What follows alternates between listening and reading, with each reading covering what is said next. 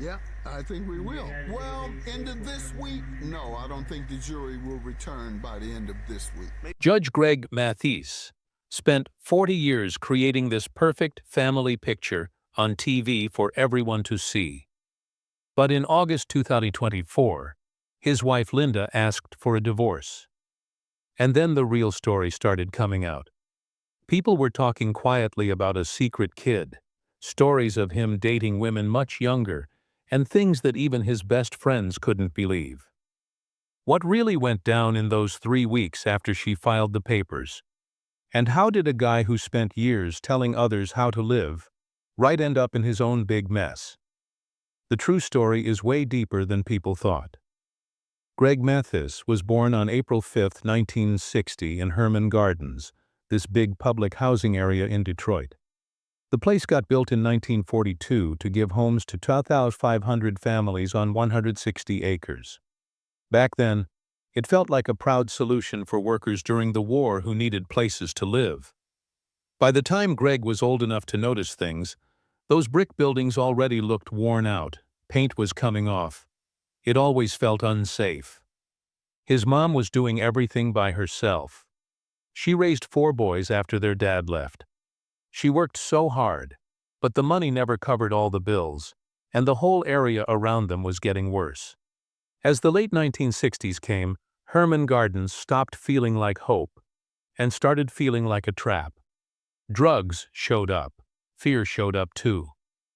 When Greg was about 12, one night stuck in his head forever. A man high on heroin broke into their apartment and tried to hurt his mom. The boys saw their safe home break apart in just a few scary minutes. They grabbed what they could and ran from that place, only to land in an even tougher spot where gunshots and sirens became everyday sounds. His mom worked 2 jobs, sometimes more. But there were still nights with no food, still days when the boys felt like they were growing up right in the middle of a war nobody outside cared about. The fear, the shame, the helpless anger, all of it went deep inside Greg and started making him who he would be. Even before he could put words to it, his childhood happened. At the same time, Vietnam soldiers came back to Detroit. Lots of them came home hooked on drugs, especially heroin. And they brought that problem right into the projects. About 2 years after Greg was born, Herman Gardens turned into one of the most dangerous spots in the city.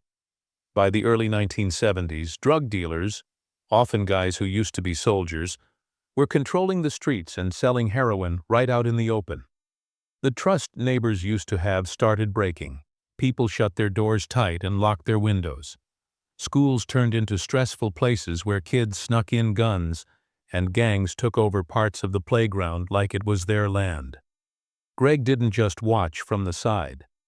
Around age 10, he started doing small crimes with other boys from the projects. They stole food from stores. They broke into places to take whatever they could find. It began as a way to survive. It quickly turned into something they did all the time. Violence waited around every corner. When Greg was 13, he got shot during a robbery. For most kids, that would be a big wake-up moment. In his world, it felt more like proof he really belonged to the streets. He saw it back then as earning respect. By 15, the arrests kept coming, stealing purses, breaking in, entering houses. Trouble felt like a normal loop. School couldn't keep up with all the mess.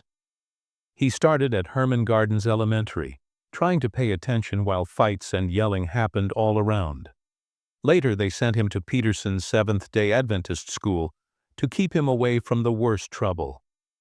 But the streets still pulled him hard. The projects were still home. By the time he got to Wayne Memorial High School, the arrests and stress had beaten him down. At 15, he dropped out and soon ended up in juvenile jail. In 1977, while still on probation, things started to change. He got his GED through Operation Push, a program made for young people like him, the ones almost everyone had given up on. That chance didn't just happen. His mom went to court and told the judge she had colon cancer. She said she didn't have much time left. The judge looked straight at Greg and gave him two clear choices. He could stay locked up, or he could get his GED and try to make a different life. That moment felt heavy on his chest. The idea of losing his mom while still being the same kid from the streets scared him more than any gang fight. Long before he wore a judge's robe, Greg had already joined a different kind of gang. Around age 12, he got into the Errol Flynn, a tough Detroit group that later inspired lots of other gangs in the 1970s and 1980s.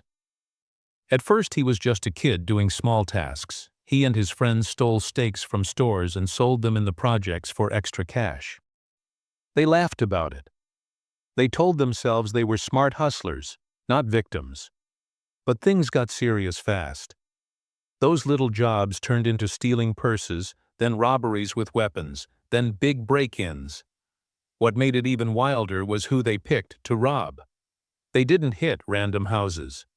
They watched police officers' homes, learned their schedules, waited until the cops were gone, and broke in to steal guns. Greg later said they knew cops kept extra weapons at home. Taking those guns wasn't just about money. It was about looking tough.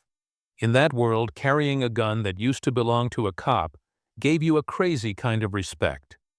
It showed you were brave enough to take power from the people meant to control you. By the time Greg was 15, he moved from stealing stuff to selling drugs. He got deep into the daily heroin business in the projects during the big 1970s heroin wave.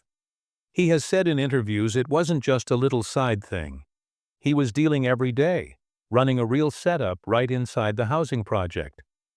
The money didn't just go to clothes or fun. He used it to buy more guns.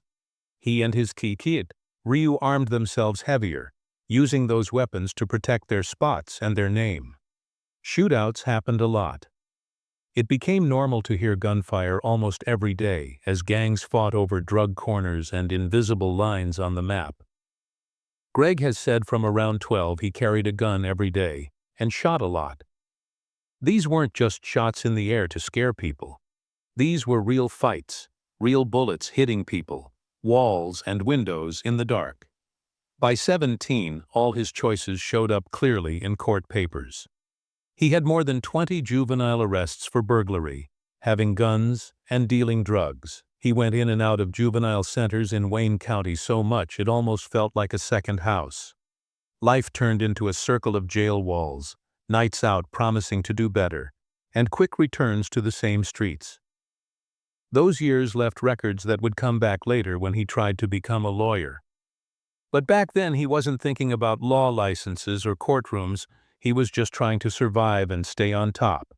At 17, everything hit at once. They caught him in Detroit with a hidden handgun. This time the system didn't see him as a kid. Because of his long record, they charged him as an adult. He got 9 months in Wayne County Jail. A real adult jail, not juvenile. The feeling inside was different. The risks felt bigger. For years, his mom wouldn't visit him during juvenile time. Now she came.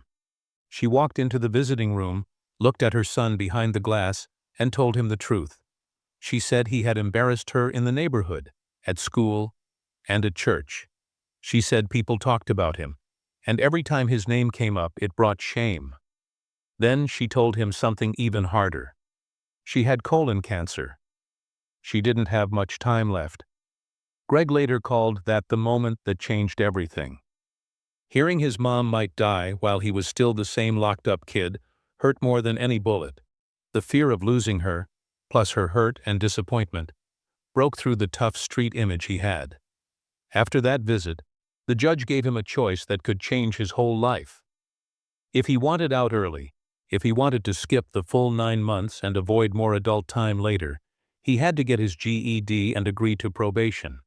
No GED, no early freedom. Greg said yes. Because of that, he got out after about 3 months instead of the full time. Once out, he jumped right into a program like Operation Push to finish his GED while on probation. When he passed, he didn't stop there. About 6 months later, at 18, he started at Eastern Michigan University.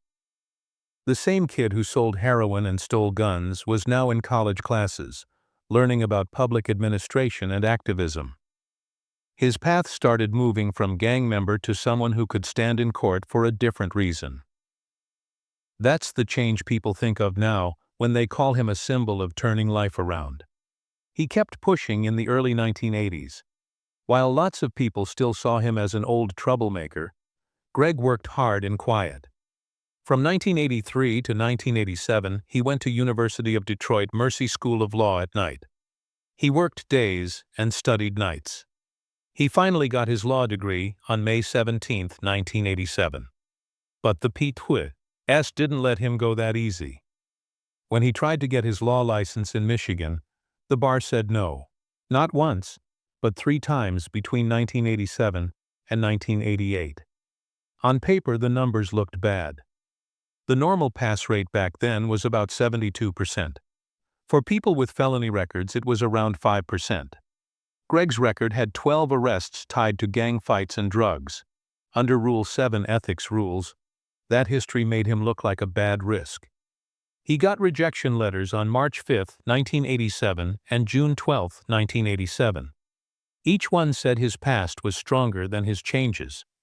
After all that hard work and studying, he was still the kid the system remembered, not the man he was becoming. He could have quit. Instead, he used that hurt as energy. On September 15, 1988, he took his fight straight to the Michigan Supreme Court. He didn't go empty-handed.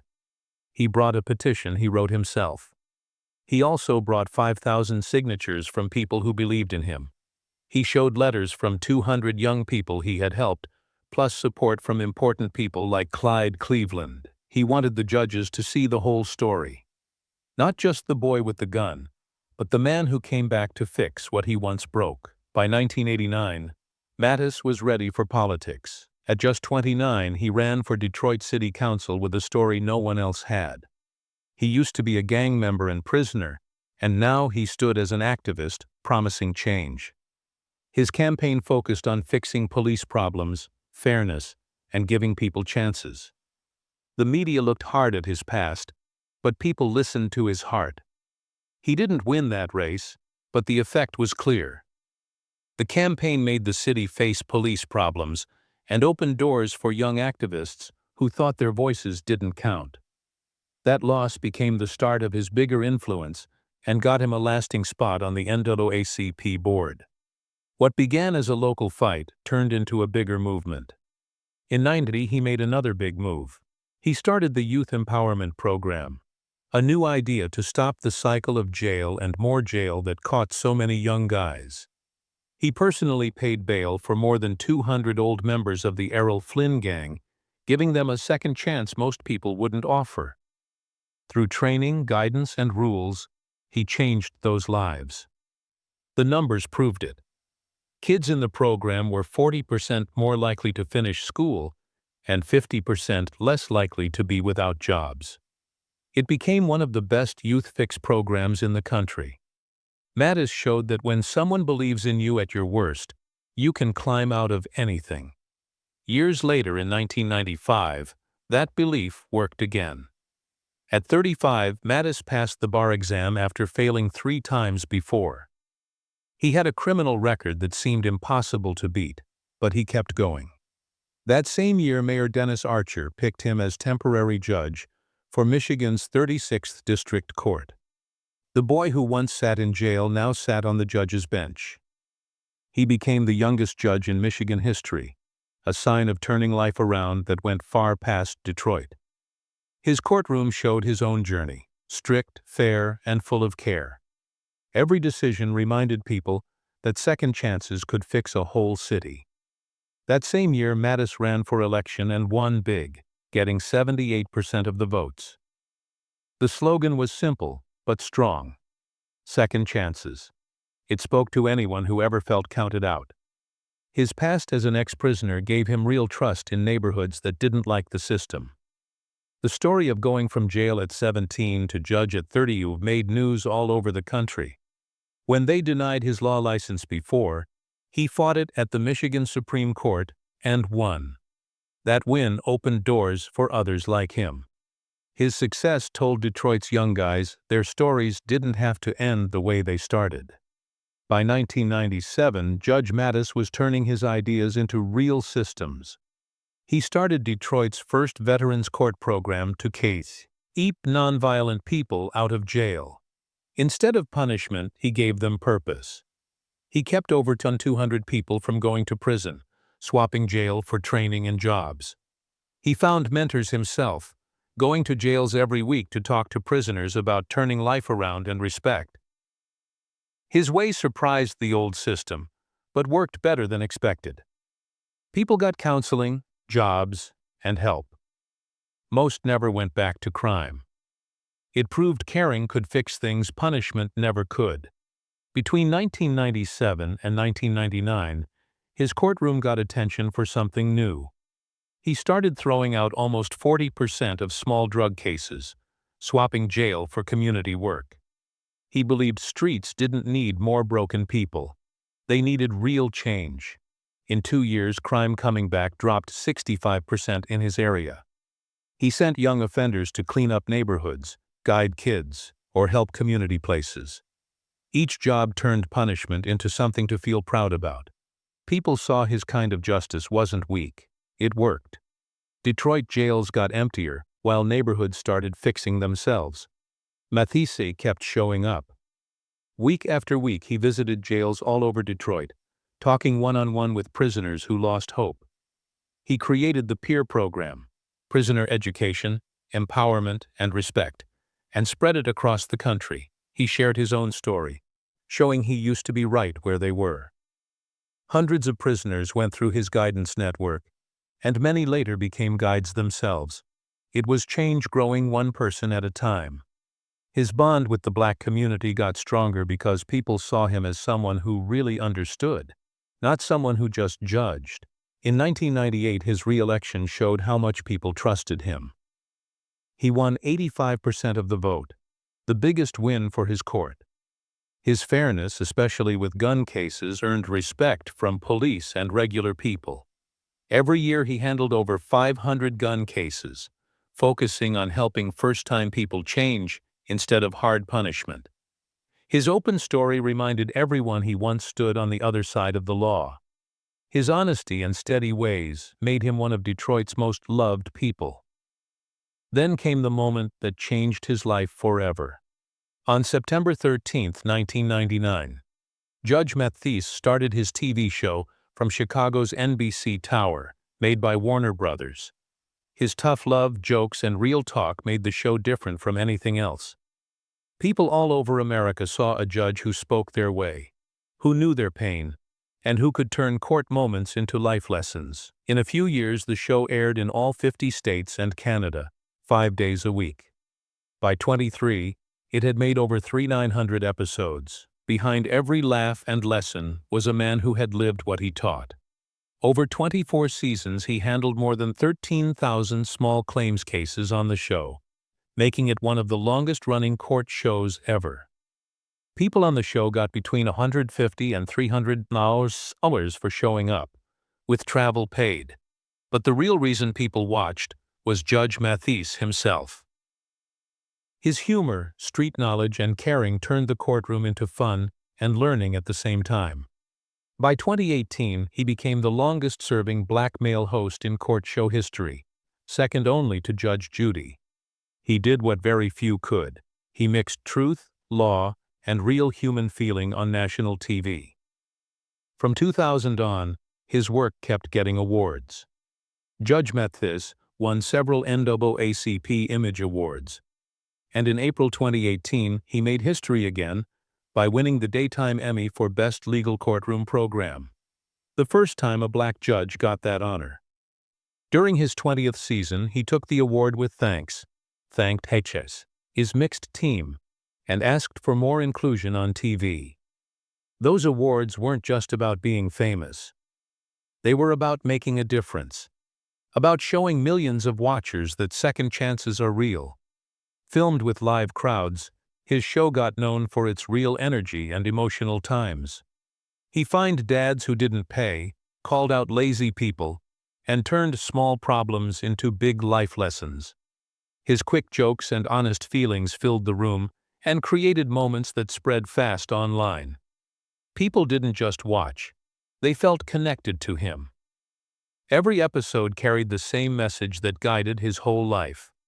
No matter where you start, turning your life around is real. Judge Greg Mathis met Linda Ree at Eastern Michigan University. And just months after losing his mom, he married her on June 31, 1985. Together they built a family that soon became one of the most known on TV. Their 4 kids, Jade, born in May 1985, Kamara in October 1987, Greg Jr. in January 1989, and Amir in July 1990, grew up in Detroit with rules and lots of love. Linda took care of the home and money while Greg worked his way up in the law world. And in 1995, at only 35, he became Michigan's youngest elected judge. His success wasn't just about work. It came from family strength, giving up things, and faith. That same closeness followed them to Hollywood years later when Greg got a star on the Walk of Fame in May 2022, turning a Detroit boy into a sign of strength.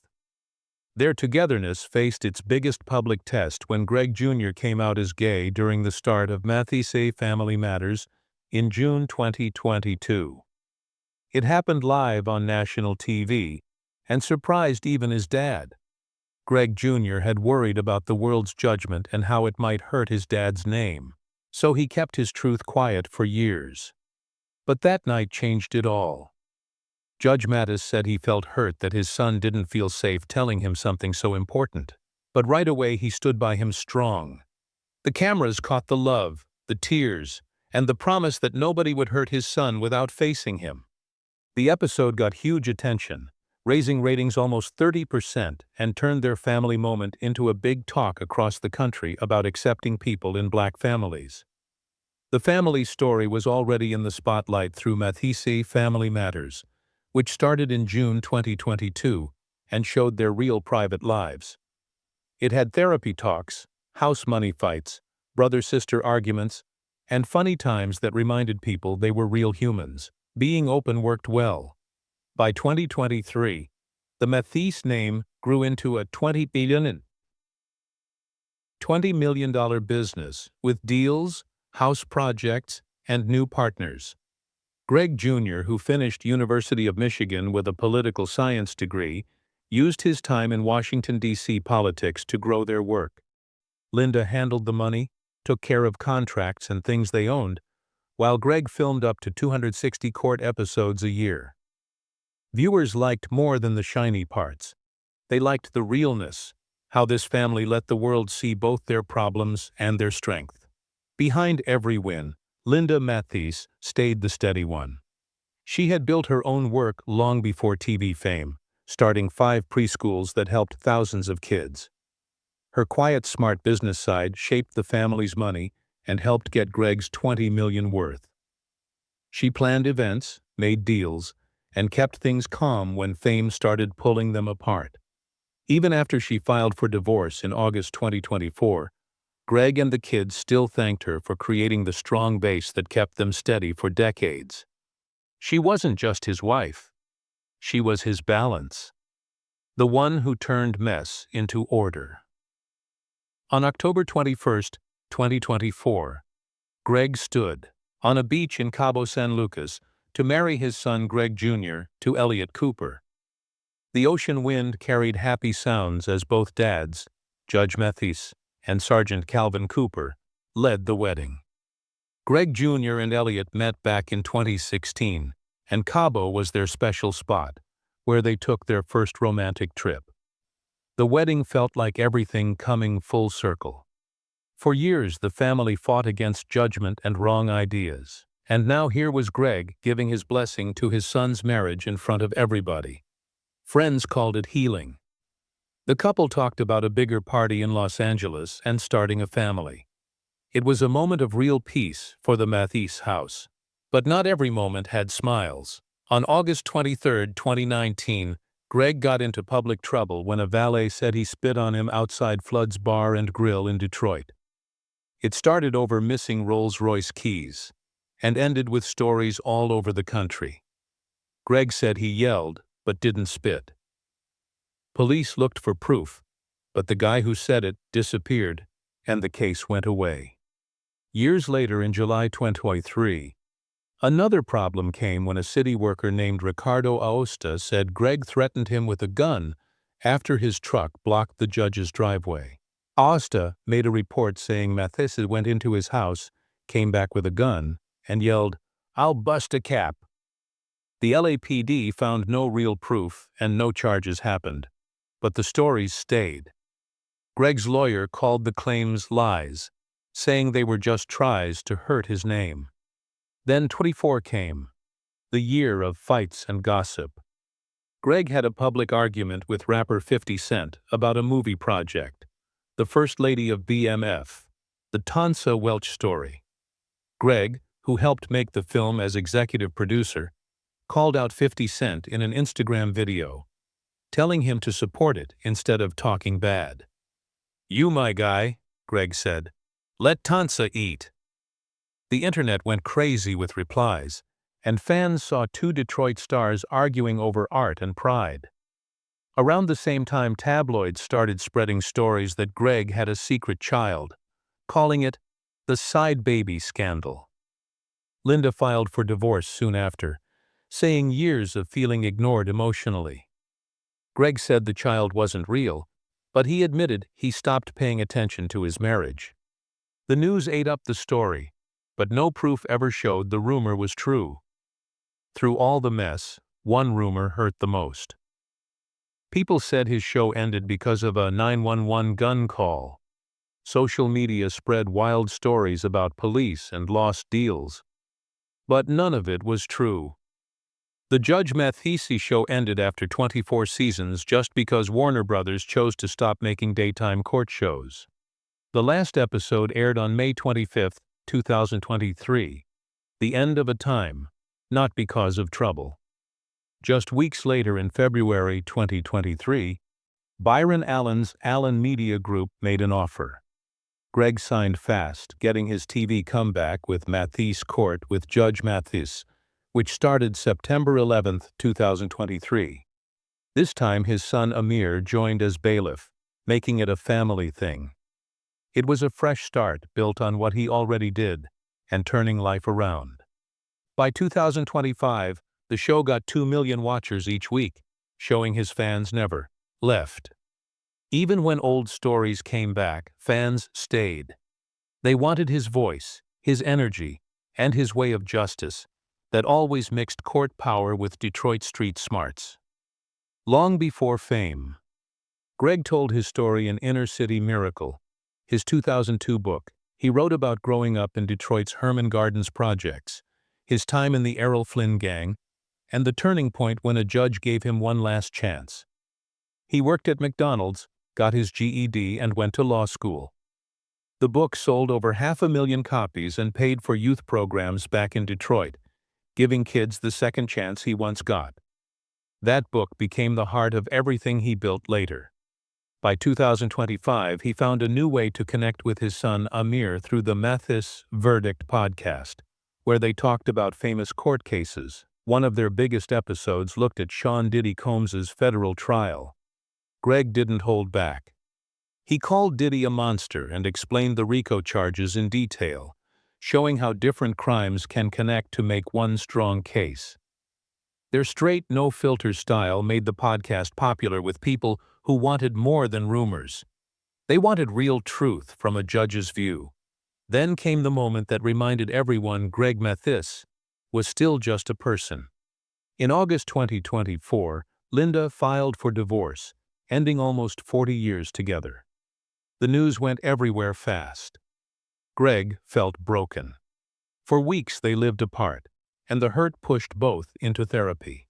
By October 25, they went on the Tamron Hall show together, sharing that they got back together after just 3 weeks apart. Greg said the pain felt like losing his mom again. Linda said therapy helped her learn to take care of herself.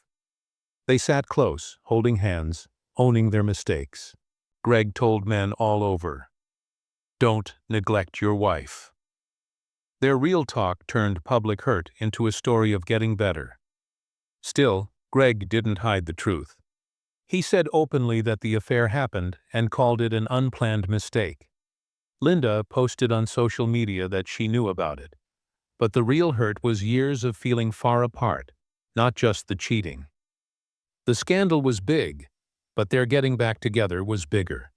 They went back to faith, joined church guidance groups, and started a mentorship ministry to help young guys raised by single moms find their way. By December 2025, they stood together again, smarter, with scars, but together. Greg promised no more trouble and started using his story to show others that turning life around is always possible.